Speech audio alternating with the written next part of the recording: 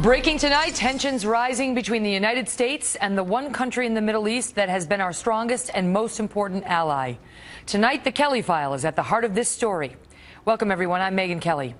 For the last 24 hours, we have seen a mounting series of attacks by Obama administration officials on the newly re-elected leader of Israel, Benjamin Netanyahu. The fight between the president and the prime minister pushing out almost all other news today. And in the middle of this, Mr. Netanyahu today sat down with us. Now, it is no secret that these two leaders have not always seen eye to eye. Still, the American-Israeli relationship is critical for both sides, which makes it all the more perplexing that after the news broke this morning, from the interview you're about to see, as well as from other public remarks Mr. Netanyahu made today, the White House rejected an apparent olive branch. Benjamin Netanyahu, the Prime Minister of Israel now, in one of his first interviews since his re-election. Congratulations, sir, on a very big win. Let's get right to it. In 2009, you said you supported a peace deal that would recognize a Palestinian state, but the day before Tuesday's election, you completely reversed that. Why? I didn't retract any of the things that I said in my speech 6 years ago, calling for a solution in which a demilitarized Palestinian state recognizes a Jewish state. I said that the conditions for that today are not achievable for a simple reason. Abu Mazen, the leader of the Palestinians, rejects consistently the acceptance of a Jewish state. He's made a pact with the Palestinian terrorist organization Hamas that calls for our destruction. And the conditions in the Middle East have changed to the point where any territory you withdraw from is immediately taken up by Iranian-backed terrorists or by ISIS. It's only a dozen miles away from us, ISIS. It's thousands of miles away from you. So the conditions are that we would vacate territory, and that instead of getting a two-state solution, we could end up with a no-state solution. That is, a solution that would threaten the very survival of the state of Israel. I said we have to change the terms because right now we have to get the Palestinians to go back to the negotiating table, break their pact with Hamas, and accept the idea of a Jewish state. And I think that's what the international community should be focused on. In the wake of your statements earlier this week, however, President Obama, he apparently sees a difference because he's now reportedly saying that he sees no path to a peace agreement and is threatening to abandon Israel at the United Nations, which would reverse decades of history. What would that mean for Israel? Well, I hope that's not true, and I think President Obama has said time and time again, as I've said, that the only path to a peace agreement is an agreement, a negotiated agreement. You can't impose it. In any case, you have to get the international community to press on the Palestinians to go back on their unity pact with the terrorist Hamas and come back to the table. I think that you can't force the people of Israel, who've just elected me by a wide margin, to bring them peace and security. To secure the state of Israel, to accept terms that would endanger the very survival of the state of Israel. I don't think that's the direction of American policy. I hope it's not, and I look forward to working with President Obama to see how we could advance our interests, our common interest, in the most difficult circumstances in the world, in the most dangerous region in the world. And what I said before 6 years ago about the conditions necessary for achieving peace is 10 times more relevant today, when the entire Middle East is being swept by these radical Islamic terrorist forces backed by Iran. We need to talk together and see how we can work together to advance security and peace. Now, the AP is reporting today that the draft nuclear deal would force Iran now to cut its centrifuges that could be used to make a nuclear bomb by 40%, from 10,000 to 6,000. Washington originally wanted a limit of 500. Are we conceding too much? Well, I spoke in Congress a couple of weeks ago, and I said that we need a better deal, a different deal, because this deal would leave Iran with sufficient capability. 6,000 centrifuges enables them to break out to a bomb very quickly. If I had my druthers, if Israel had a seat on the table, I would say 0 centrifuges. But I don't have a seat on the table, and if I can impress on the negotiating partners, I would say what our Arab neighbors say. Get a symbolic number, and 6,000 is certainly not symbolic. That's an agreement we wouldn't like, but we could live with. I said literally. Second thing is, you impose restrictions on Iran's nuclear program, don't lift them in a specified time, but after you see that Iran actually changed its behavior, that it stops its aggression in the region, stops being the world's foremost practitioner of terror, and stop threatening to annihilate the State of Israel. These are the two changes that we would make. Increase the restrictions on Iran's nuclear capabilities, so you increase the breakout time, and don't lift those restrictions until Iran stops fomenting terrorism and aggression and stops calling for Israel's destruction.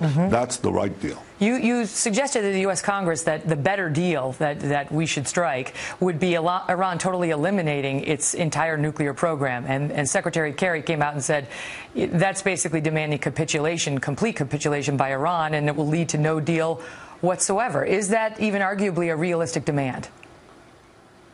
Well, I just said that we think a much better deal can be done, and that a further, much bigger constriction on Iran's nuclear program is possible, because Iran, while very aggressive abroad, is economically weakened at home because of the sanctions regime that could be maintained or even increased, and because of the drop in oil prices. So, you got them to the table only after you applied a couple of years ago biting sanctions. That's what got them to the negotiations in the first place.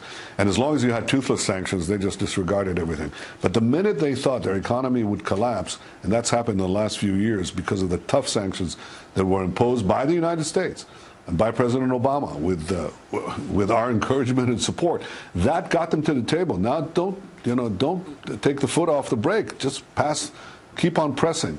I think that's possible, and especially because of the drop in oil. So I think there's a lot of leverage that the United States can use on Iran, and I hope it uses it, because right now succumbing to this deal would get Iran an easy path to the bomb, and that would happen not by violating the deal, but by keeping the deal in a few years. That would endanger the entire Middle East. You'd have a nuclear arms race that would be sparked here by other countries.